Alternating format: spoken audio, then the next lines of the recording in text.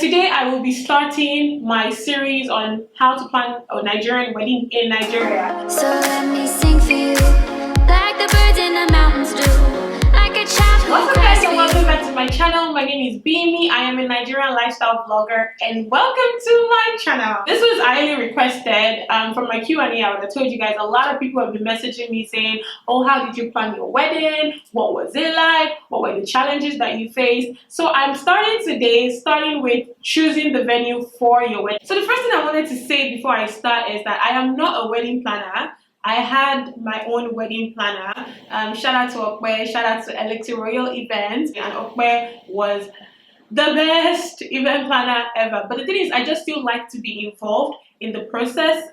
That's why I know a lot of things that happen at my wedding. Basically, I'm just saying that a lot of the points I am going to be sharing is from my point of view. There are things that I experienced during the wedding planning process. It's also like for Nigerian wedding in Nigeria. So you have Nigerian weddings in America, in the UK, Nigerian wedding in Nigeria, and the things that we encounter and face. Okay, so your boo has proposed to you. You guys have talked about it. You've sought the face of the Lord, and the Lord has told you that this is your significant other. So it is now time to plan your wedding. So the first thing people always say is that you pick a date. Now for me, my date was dependent on my venue. So if you live in Nigeria, you know that people book venues up to 2 years, like 2 years in advance and stuff. So I knew that me booking my venue would determine the date that I was going to get married. When we got to the event venue that I finally used in January, I wanted a December wedding so bad because I wanted all my friends in America to come back home and celebrate with me.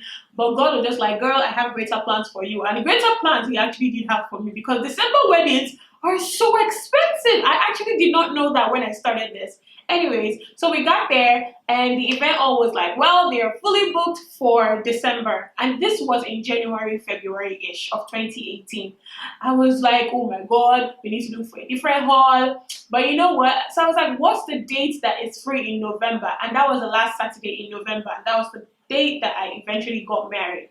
So me picking my date was subject to the availability of the venue that I actually wanted to use. Now, what were the factors that led me to choosing that particular venue? So the first thing that I considered, or you need to consider when you're planning your wedding, is to decide what kind of wedding do you want to have. So I advise that you sit down with your husband to be or your wife to be and discuss it. So do you want an outdoorsy wedding? Like people do that now in Lagos, Nigeria, on the beach, on the garden. What kind of wedding do you want? Or are you a traditional person like me that wanted an indoor wedding so you could use like a hall or a hotel? You have to discuss all that because you want to know what kind of vibes you'll be getting from your wedding. The next thing for me while choosing my venue that I considered was location and accessibility. So I was going to get married in my parents' church, which is also my church, First Five Gospel Church. So I needed a hall that was close to my church. I absolutely hate when they say, oh, the couple are running late from church, they got stuck in traffic. I don't like that at all. Like, why would you have your church wedding in Anthony and your reception is in Lekki? Then if there's traffic on 3rd Mainland Bridge, why would you want to do that to yourself? So I made sure that the hall that I was going to use was close to my place, my church. And there wasn't going to be like so much traffic or anything. We're going to get there in about 10 minutes. 15 minutes, so we can take extra pictures when we get there. Even for my traditional wedding, the hall that I used was somewhere that was close to my house because I was supposed to leave from my house, or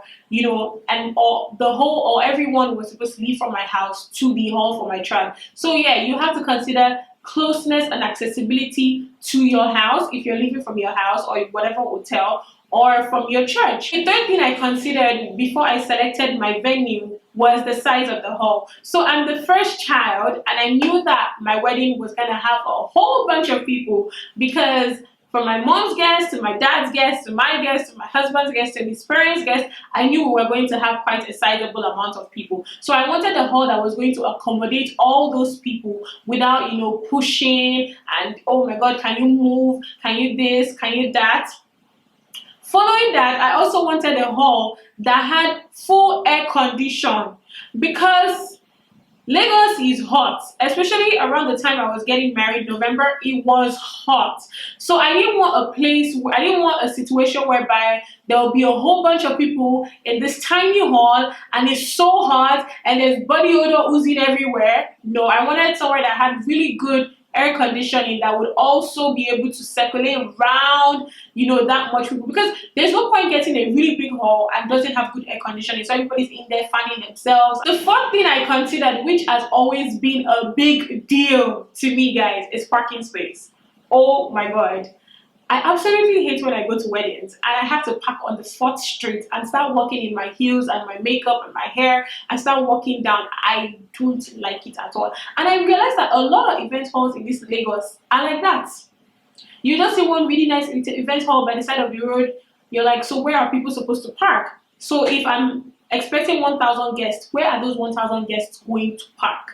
Some people, they don't care. It's my day. Come and celebrate with me, even if you park 20 miles away. I didn't think it was fair to those people, and me, I always complain about it a lot at other people's weddings. So I was like, you know what, my wedding has to have really big parking space so people can just park and enter the hall, and that's exactly what I got. The next thing I considered was security. So I wanted a hall that had standby security, even though we were still going to get bouncers and police people, but we just wanted somewhere that was kind of secure, wasn't just by the side of the road and thieves can just drive in and kidnap or arrest somebody. Somewhere that was very secure. As a matter of fact, my event hall was on this road called Police College. So yeah. Oh yeah, fun fact, at the end of the day, my dad actually was the one that chose the hall that I eventually used for my traditional wedding and my white wedding reception. We went through all those criteria that I mentioned together and we narrowed our search, and my father was like, you know what, I like that one. Also, discuss it with your parents. You never know, they might have better options, and if they are even the ones paying for the hall, please let them know so that they can know how much they are going to be paying. You feel me? So you have selected your venue based on all these things that I listed, and even maybe something that you have in mind, and you have selected your venue based on that. Now you want your venue to come alive, like the inspiration that you have inside your head to come through for you. You have to get a badass decorator. Like, I didn't realize that it is the decorator that makes or breaks that hall or that venue that you have picked. So you need to find a good decorator. Don't go, see, let me draw your ear. Don't go and pick decorator. Don't go and pick venue based on Instagram. Oh my god, I would talk about this in other videos. Don't select your vendors based off of Instagram, especially your decorator. Let your decorator be referred to you by somebody. Someone referred my decorator to me and I did not regret it in any way. You can doctor a picture. A picture can look really nice on screen, on camera. It's just a picture. Even video, you can make it look nice. But then the person does work and you find out that it's actually not really nice. So I didn't have a theme wedding. I just told the decorator that I wanted something really nice and classy, and she brought that to life. I didn't have a mental picture of what I wanted my hall to look like. I just knew that I wanted it really nice and classy. I know a lot of people have themed weddings and all that. Yeah, you need to also get a decorator that will bring your theme to life for you. So some of the important things that your decor must have so that it can stand out gege. Number one, the stage. Invest in making your stage beautiful. Invest in making your stage look like exactly what you want. Number one, you're going to take a whole lot of pictures on that stage. A lot of people are going to be looking at you. Even if the seats where everyone is sitting isn't that well decorated, make sure that your staging, it is genge. Another important decor is your bridal party. If you're having a bridal party, tell your decorator to make your bridal party table look bomb, look good, and your eye table, because those two tables are actually going to be in front. So after the stage, the next thing you're seeing is the bridal party table and your eye table. It looks really nice. Flowers, if you want flowers, with crystals, if you want crystals, with marble, if you want marble, with candles and lights and really nice chargers, and everything just arranged neatly on the table, looking very, very elegant, very radiant, very beautiful. Another thing that has to look really nice is your dance floor or your dance aisle. You know, the aisle where you're dancing through, and the dance floor where you have your first dance, you have your dance with your parents. it has to look really nice. I know that they had to make this the logo for our wedding. They had to like make it. They had to make it and put it like on the dance floor, and it was really, really, really beautiful. The next thing to make your venue pop is your mood lighting. I didn't know what mood lighting was until I started this whole wedding prep. Is that, you know how like your hall looks purple, looks blue, looks pink? Yeah, that's what they call mood lighting.